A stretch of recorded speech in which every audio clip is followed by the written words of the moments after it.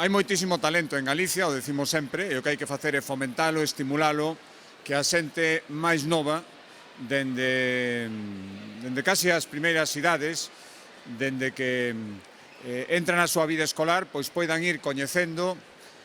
alternativas, poidan ir sorprendéndose con todo o que se pode estudar e con todo o que todas as oportunidades que teñen para orientar o seu futuro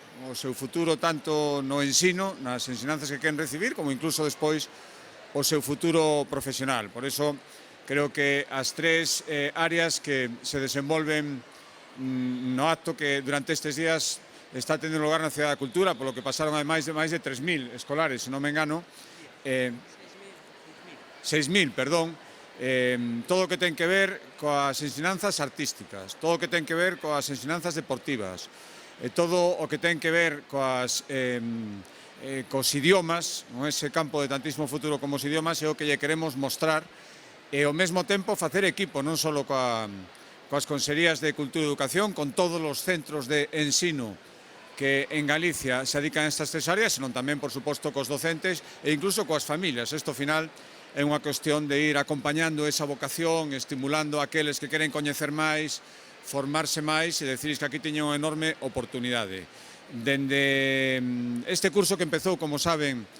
as ensinanzas artísticas de grado superior tamén teñen, igual que o resto das ensinanzas universitarias, a matrícula universitaria gratuita e a poden ter para aqueles que se esforcen durante todo o ciclo de ensino e todo o que ten que ver coas ensinanzas de FP relacionadas e todos os ciclos relacionados co que hoxe queremos mostrar aquí teñen unha enorme oferta en Galicia e hai que decir que están tendo moitísima resposta porque incrementanse o número de matriculados, o número de mozos e mozas que lles interesa, o número de mozos e mozas que pensan que aquí teñen non só unha vocación, sino un futuro profesional.